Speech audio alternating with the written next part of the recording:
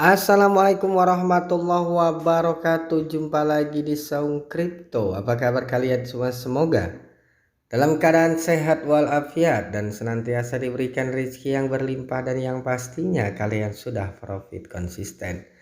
Di kesempatan kali ini lagi dan lagi Saung Kripto akan mengupdate dan mereview salah satu koin, ialah Bitger Coin. Namun sebelum saya bahas berita tentang si Bitger ini ya, tidak ada salahnya kalian menekan tombol subscribe dan menekan ya loncengnya agar kalian bisa mendapatkan notif setiap video terbaru dari Saung Crypto. Kalian juga bisa bergabung di Telegramnya Saung Crypto untuk saling berbagi info tentang dunia kripto, baik yang gratisan maupun yang berbayar. Oke.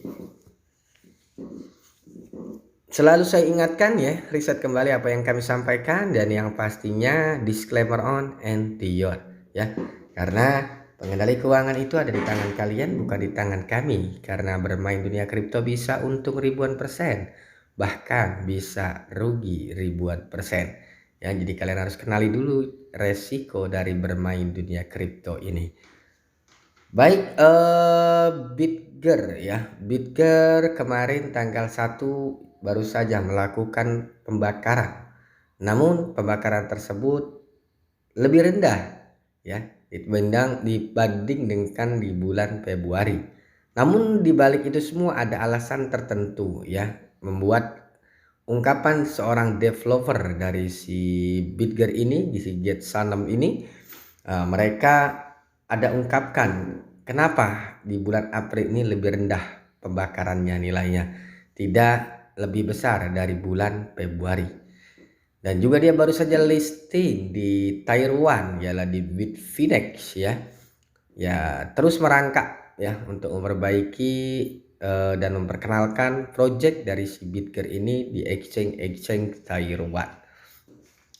Oke, kita langsung saja menuju beritanya ya.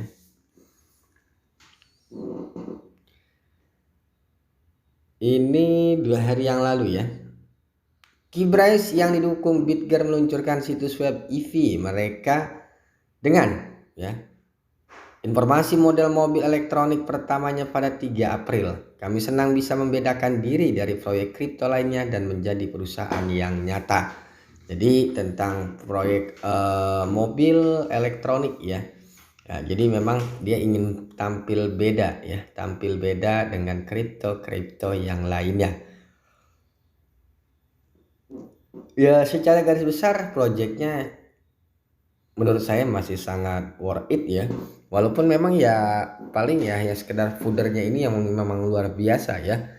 Apalagi dengan adanya sistem pembakaran kemarin itu lebih rendah, itu udah pasti fooder itu berbagai macam-macam ya cara menjatuhkan si Bitger. Tapi tinggal kita punya analisa sendiri, kita punya analisa perbandingan sendiri, layak atau tidak Bitger ini untuk kita investasikan uang kita di Bitger untuk masa depan ya. Dan ini adalah pembakaran BRIS bulan ketiga kami selesai dan kami membakar token BRIS senilai 2.101.681 US dollar. Dan kalau kita lihat ini adalah lebih rendah ya ketimbang pembakaran di bulan Februari yang lalu.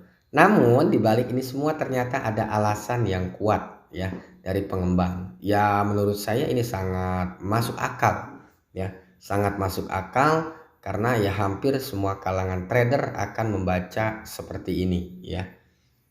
Menanggapi dampak negatif pada pertumbuhan stabil kami yang disebabkan oleh manipulasi grafik oleh para trader. Nah ini ya. Kami telah menangguhkan sementara program pembelian kembali bulanan. Namun, kami masih akan terus membeli kembali dan membakar token dalam jumlah yang lebih besar pada hari-hari acak. Nah, ini yang mungkin menurut saya akan lebih efisien ya. Karena kenapa? Kalau mereka tentukan tanggal setiap tanggal 1, jadi para trader ini sudah bisa membaca jarak sekian hari mereka akan melakukan buy, dan 2 hari sebelum melakukan burn dia akan menjualnya. Seperti kemarin saya bilang kan seperti itu. Jadi kita sudah bisa baca. Makanya dia untuk bisa menaikkan harga ini sangat-sangat sulit ya. Karena kenapa? baru menaik pas waktunya pembakaran mereka menjualnya seperti itu. Tetapi dari pengembang Bitger ini tidak kalah trik ya. Mereka akan melakukan pembakaran lebih besar, namun di hari-hari tertentu, tidak diumumkan. Mereka mengumumkan hanya pas waktu pembakaran saja ya. Tinggal kalian menganalisa sepintar-pintar mungkin. Oke? Ya, jadi saya rasa ini cukup bagus ya. Saya setuju dengan cara seperti ini untuk bisa paling tidak menaikkan harga ya. Jadi kalau sudah naik itu mereka tidak bisa memangkas setelah mereka melakukan bull, karena bullnya sudah diumumkan. Kami ingin pemegang kami diuntungkan, bukan pedagang, ya kan? Jadi dia ingin arminya yang diuntungkan, bukan seorang pedagang yang diuntungkan. Karena kalau seorang pedagang mungkin hanya waktu-waktu tertentu mereka beli price. Tapi kalau kita army, kita memang sudah hold menunggu harga untuk bisa tinggi dan bisa mendapatkan keuntungan ya, seperti itu. Dan di sini juga banyak sekali ya pertanyaan-pertanyaan ya. Jadi menurut saya ini langkah yang sangat cermat ya. Menurut saya, nggak tahu kalau menurut kalian seperti apa. Dan di sini juga untuk memverifikasi pasokan yang beredar, kami sarankan untuk menggunakan penjelajahan blockchain ya. Nah, di sini dia juga membuka kembali ya bahwasannya penting untuk dipahami bahwa coin market cap tidak secara otomatis memperbarui supply koin kita yang beredar ya. Jadi memang coin market cap ini agak lalet ya, nggak otomatis. Itu bukan hanya di Bitger, dia hampir di semua koin seperti itu.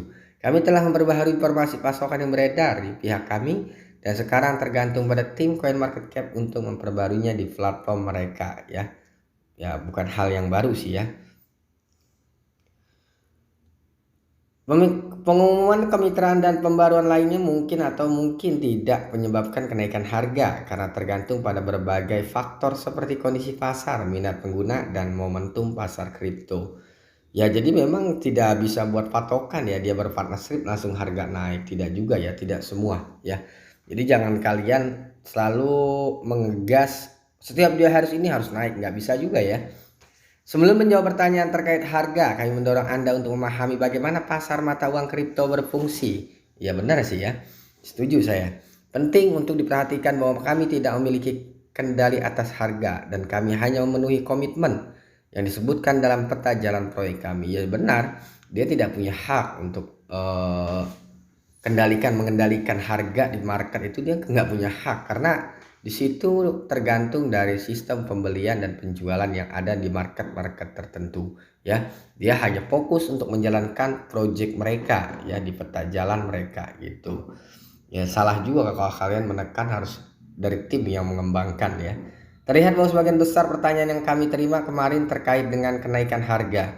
Kami ini mengklarifikasi bahwa harga ditentukan oleh permintaan dan penawaran pembeli pada penjual. Good luck.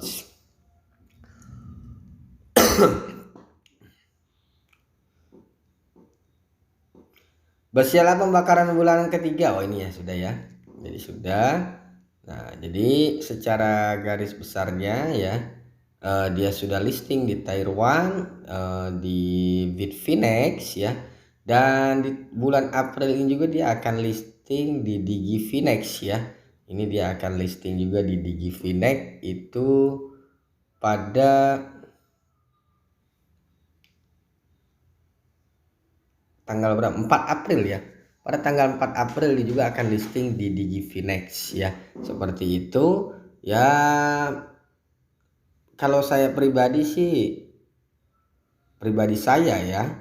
Jadi kalian jangan menganggap setiap mereka bekerja sama ataupun list berpartnership itu harus harganya naik ya. Jadi ya harga itu tergantung dari dari pembelian ya, penjualan transaksi di market-market tertentu. Oke, saya kira sekian untuk updatean si Bryce ya. Bagi kalian yang mungkin army dari si Bryce sudah lama terus merasa begini begitu, memang jujur ini foodernya sangat banyak sekali ya. Tetap riset kembali apa yang kami sampaikan karena pengendali keuangan di tangan kalian. Yang pastinya disclaimer on endure, gunakan uang bebas, jangan uang beras ya agar kalian nyaman dalam berinvestasi. Share video ini jika bermanfaat. Salam cuan. salam profit konsisten dan salam saum kripto. Assalamualaikum warahmatullahi wabarakatuh.